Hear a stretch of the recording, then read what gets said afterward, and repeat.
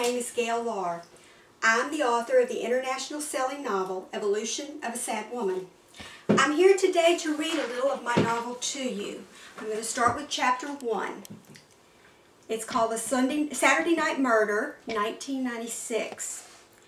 Kizzy lies nude on her bed as she listens to the music.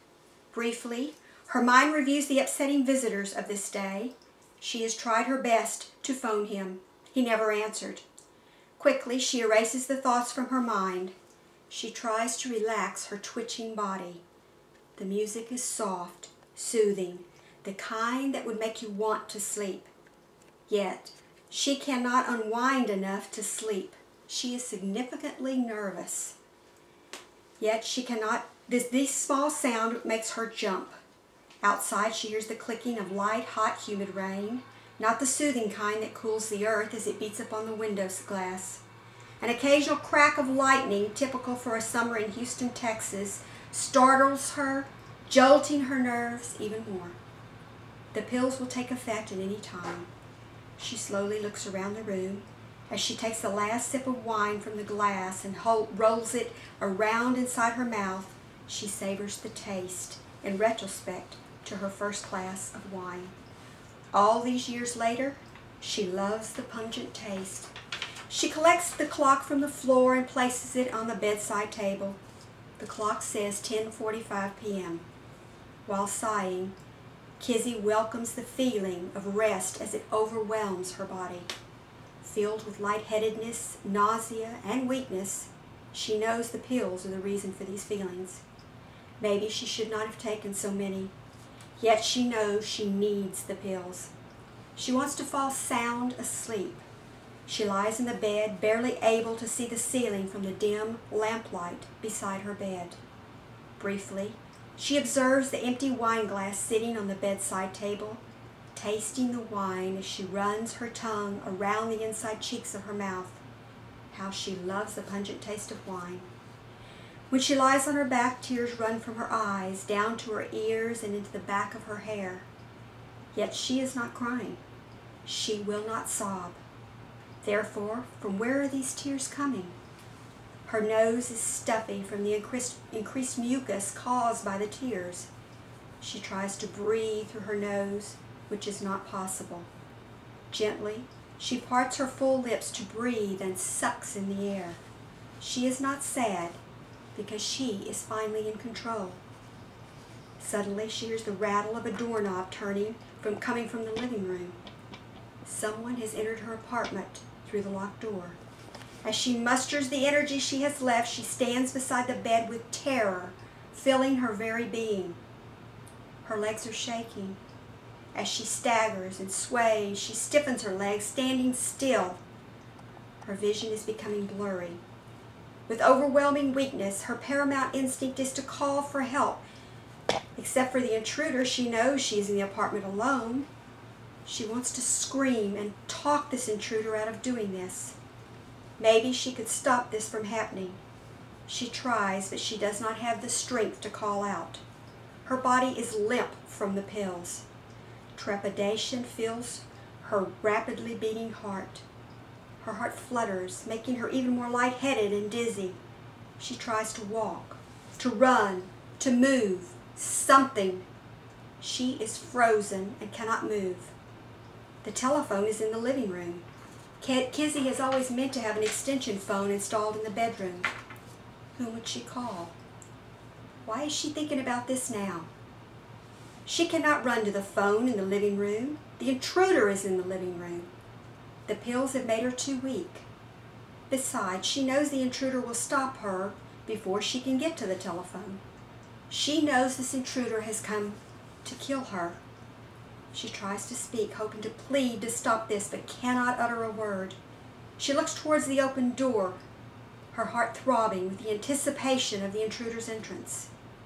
She can barely see him as he enters. She is afraid, really deep down afraid. Death has not seemed frightening earlier, but now the actuality of death is terrifying to her. She tries to speak and cannot. She cannot form the words on her lips or in her throat. The pills have left her defenseless. He towers over her. Kizzy's green emerald eyes stare upward deeply into his large dark eyes. His eyes are cold, vacant. For a moment there's another sound. Kizzy moves her eyes, focusing to look slightly around him. Behind him stands a woman. Kizzy looks back in his eyes, trying to communicate with him through her eyes. He does not seem to understand. Horror fills her eyes.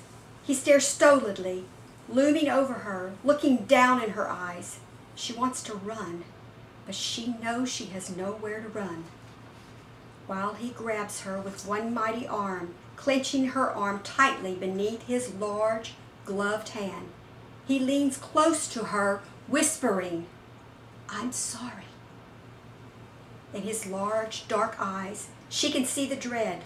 With a deep grunt, he plunges the knife with all his might deeply into her upper abdomen. Desperately, Kizzy's shaking hand clutches onto his gloved hand. Beneath their two hands, the knife pushes deeply into her flesh. She can feel the blade against her rib bone.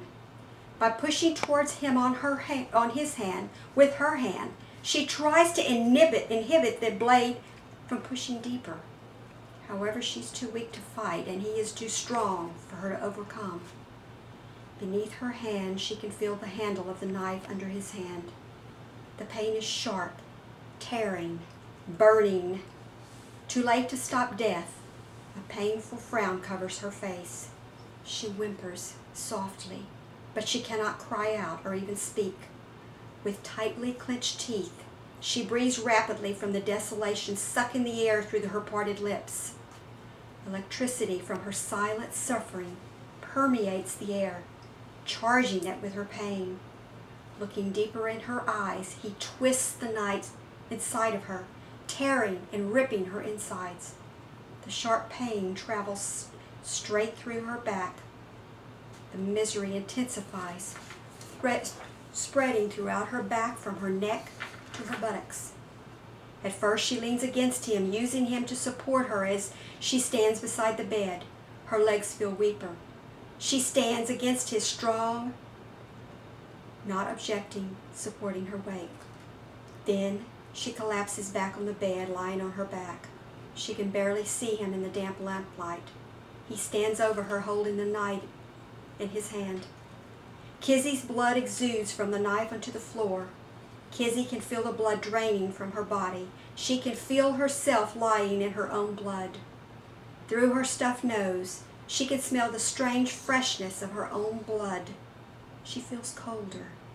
Her eyes barely see the ceiling above her bed through her blurred sight. She can feel the tears once again run from her eyes into her cheeks and into her hair. Her breathing is shallow and rapid. She cannot move at all. He continues to stand over her, staring down at her. It becomes even harder to breathe, soon impossible. Gasping desperately for air as though to cheat death, she holds on to the last moment of life. She does not want to die. Kizzy wants to live. Her life starts flashing before her eyes. Briefly, she clears her mind of the memories. She clenches the sheets between her fingers and palms. The wetness from her own blood causes the sheets to stick to her hands. Opening her eyes widely, she tries to clear her blurred vision, grasping at the last sight of him, the last sight of her life. The killer does not move. He stares down at her silently and shows limited remorse or emotion. Holding the knife in his gloved hand, it still drips with blood. He watches the increased redness of the sheets and the wideness of her green eyes. Kizzy takes her last breath, a deep breath. With her green eyes wide open and her teeth still tightly clenched, she dies. Kizzy goes toward the light. He lays the knife on the sheet beside her statuesque new body. He grabs her body by the legs and pulls it off the bed onto the floor, face down. He stands over Kizzy, pausing briefly, and admits that even in death, she is beautiful. Yes, she is so genuinely tantalizing. Enjoyably, he sucks in a deep breath of Kizzy's fresh blood. He looks down at her drained body. He has forgotten about the woman standing quietly behind him. After opening the small pouch around his neck, he places the bloody knife inside. From the pouch, he pulls out a large meat cleaver. That's the end of chapter 1. If you would like to hear more of Evolution of a Sad Woman, please go to www.gaillar.com. That's www.gaillar.com. Thank you, and you have a great day.